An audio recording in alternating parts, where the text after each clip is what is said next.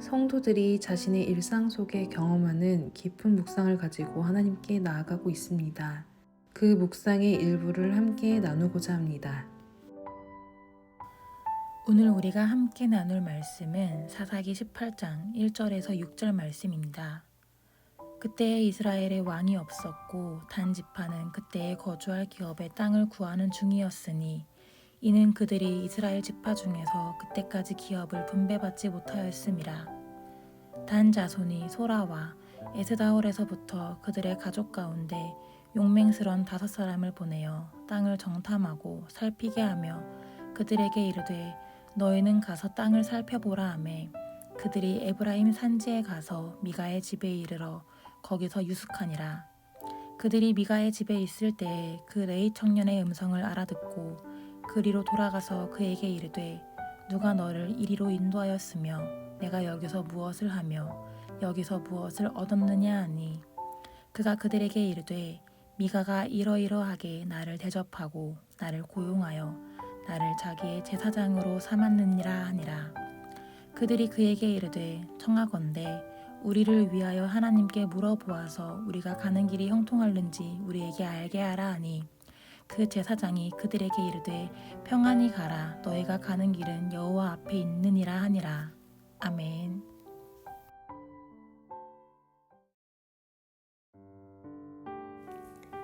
나는 그 순간에 또 눈이 멀어 나를 주장했지만 지금은 나의 초점이 하나님께로 돌아왔다.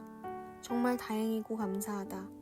그리고 하나님께서 나에게 이렇게 크고 든든한 존재가 되어주셔서 그 사실을 다시금 알려주셔서 정말 감사하다. 하나님께서 우리에게 허락하신 이 길에서 하나님을 더욱 사랑하고 순종하는 마음으로 온전한 따름이 시작되는 날이 되길. 아침 경건회에서 담임 목사님께서 마지막에 하신 이 문장이 나에게 울림을 주었고 그 울림이 계속 남아있다.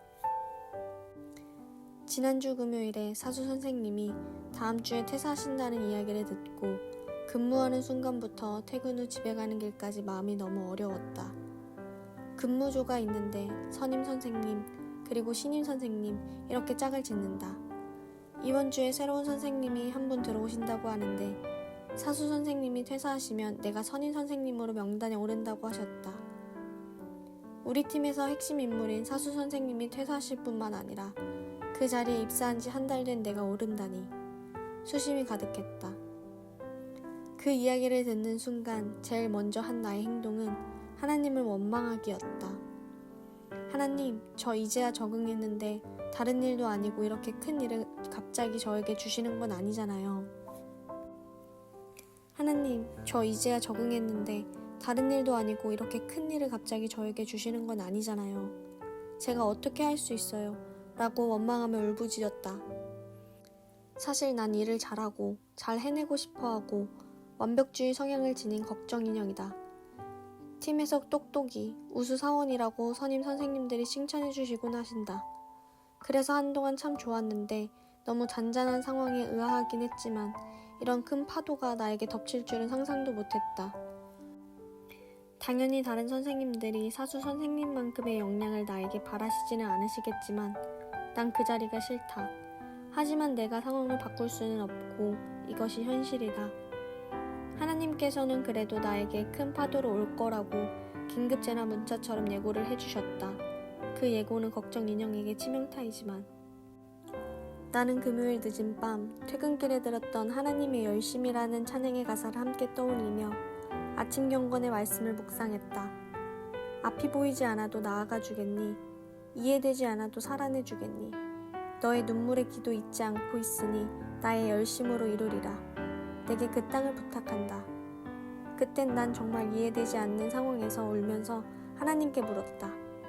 하나님께서는 이 찬양을 통해 나에게 알려주시고 오늘도 예수님의 모습을 보여주시면서 친절하게 알려주셨다.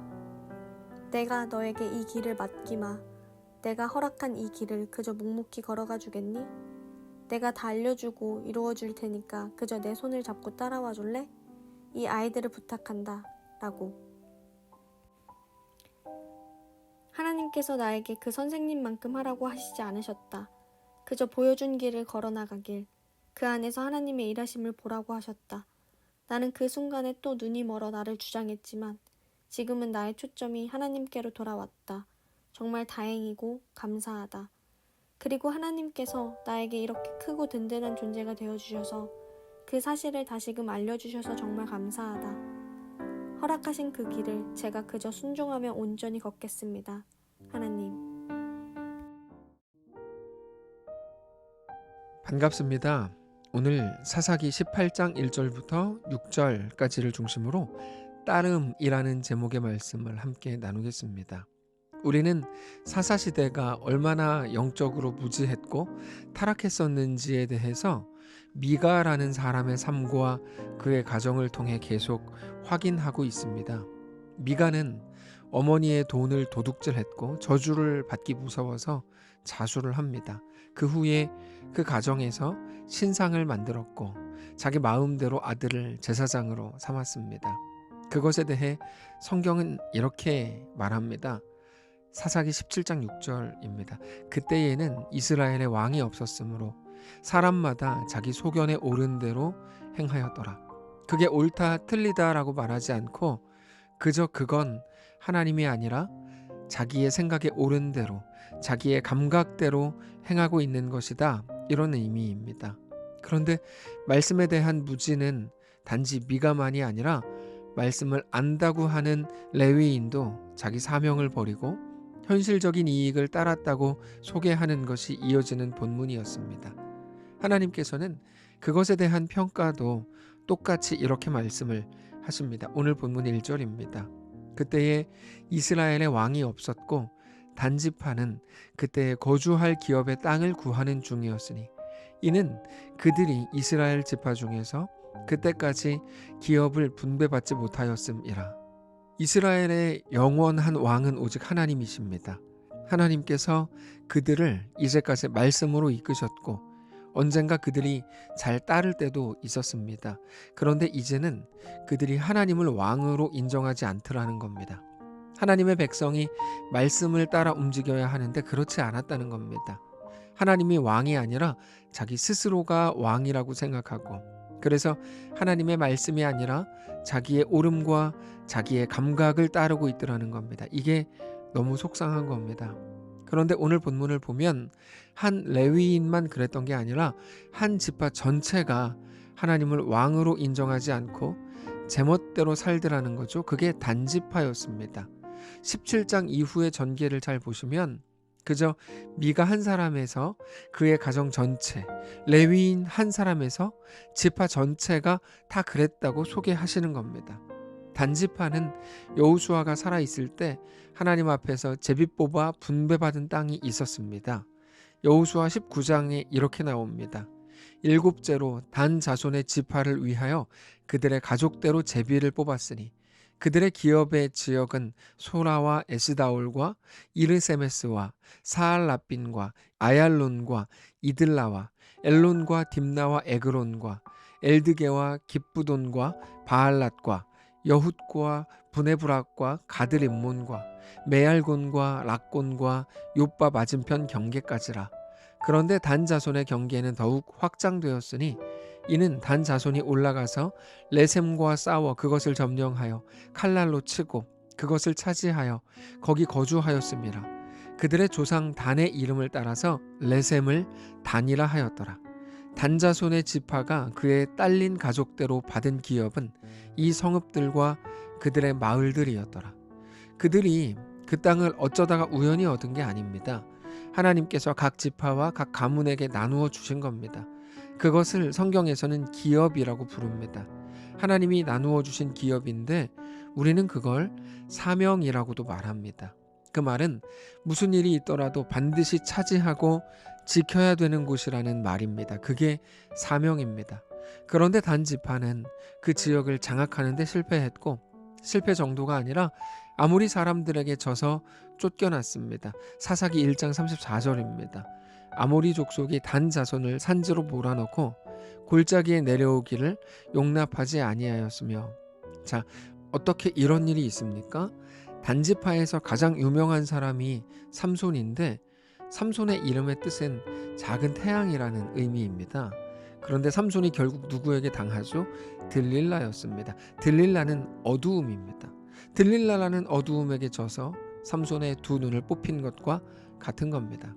자, 그러면 이제 어떻게 해야 될까요? 상황은 이미 일어났습니다.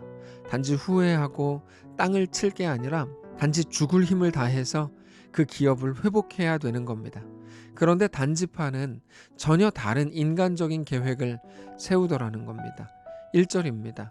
그때 이스라엘에 왕이 없었고 단지파는 그때 거주할 기업의 땅을 구하는 중이었으니 이는 그들이 이스라엘 지파 중에서 그때까지 기업을 분배받지 못하였음이라. 단 자손이 소라와 에스다올에서부터 그들의 가족 가운데 용맹스런 5사람을 보내어 땅을 정탐하고 살피게 하며 그들에게 이르되 너희는 가서 땅을 살펴보라 하매 그들이 에브라임 산지에 가서 미가의 집에 이르러 거기 유숙하니라. 무슨 말인가 하면 그 땅을 포기하고 다른 땅을 찾아보자고 사람들을 보냈다는 겁니다. 하나님의 말씀과 명령과 하나님의 이끄심과 하나님을 믿는 믿음이 아닌 눈에 보이는 상황에 맞추어서 결정하고 있는 겁니다. 하나님이 주신 땅은 다 잃어버리고 그것을 지키기 어려우니까 하나님이 주시지 않은 땅을 내가 가져보겠다는 거죠. 여러분, 이건 전형적인 불신앙입니다. 우리에게 맡겨진 사명을 감당해야 합니다. 사실 사명은 더 큰 일, 더 작은 일 그런 거 없습니다. 지금 내게 맡기신 그 일을 감당해야 할 뿐입니다. 작은 일에 충성된 자에게 더 큰 일을 맡기시는 겁니다. 우리가 결정하는 거 아닙니다. 하나님이 맡기시는 겁니다. 그리고 맡기셨다면 이제 충성하는 것이 우리가 해야 할 일입니다. 그래서 맡은 자들이 간구해야 할 것은 오직 충성입니다. 내 능력이 안 된다고 말하지 말고 맡겨진 일, 사명을 잘 감당할 힘과 지혜와 용기와 담대함을 구하십시오. 하나님께서 분명히 은혜를 주실 겁니다. 이 사람들이 자기들이 차지할 땅이 없는지 살피려고 미가의 집까지 갑니다. 그때 부패한 청년 레위인을 만났습니다. 말투, 억양을 듣고 나서 다른 지방 사람이라는 것을 눈치챘습니다. 사실 단지파와 그 부패한 청년 레위인 둘 다 자기 사명을 버리고 현실적인 이익을 찾겠다고 간 그곳에서 만난 것이기 때문에 서로 민망한 상황입니다. 그런데 이런저런 대화를 한 후에 정탐꾼들이 갈 때 그 레위인이 이렇게 이야기합니다. 6절, 그 제사장이 그들에게 이르되 평안히 가라. 너희가 가는 길은 여호와 앞에 있느니라 하니라. 저는 이런 말이 상투적인 인사가 된다는 게 너무 서글프게 느껴졌습니다. 아무런 믿음과 하나님에 대한 신뢰, 하나님의 주인 되심과 나는 그분의 백성이라는 어떤 현실적인 고백도 담겨져 있지 않지만 말은 대단하게 믿음이 있는 것처럼 그렇게 하는 거죠. 이건 너무 속상한 일입니다. 내가 하는 말을 통해서 우리의 믿음이 확인되는 거 아닙니다. 우리의 삶의 결정과 선택을 통해서 내 속에 있는 믿음이 어떤 것인지, 내가 믿는 하나님은 어떤 분인지 하는 것이 드러나는 겁니다. 사실 이들의 말은 훌륭했습니다. 하나님이 복 주시기를 원하고 하나님이 당신들과 함께 하시기를 원한다는 게 얼마나 성숙하고 존귀한 축복입니까? 그러나 그건 아무런 의미 없는 인사에 불과했던 겁니다. 사실 하나님을 떠나서 제 살 길을 찾는 사람에게 어떻게 평강이 있을 수 있겠습니까? 하나님이 없는 곳에는 평안도 있을 수가 없습니다. 자기의 생각과 자기의 판단을 통해서 사람이 살지 못합니다. 평안과 축복은 세상이 원하는 소리이지만 아무리 그런 것을 외친다고 해도 그건 아무런 능력도 소망도 없는 말입니다. 오직 하나님께만 소망이 있고 하나님께만 우리를 평안하게 하시는 은혜가 있음을 기억하십시오. 그 레위인은 언제나 그렇게 말했을 겁니다. 당신 복 받을 겁니다. 평안하실 겁니다. 당신이 가는 길은 여호와 앞에 있습니다. 늘 그렇게 얘기했겠죠. 왜요?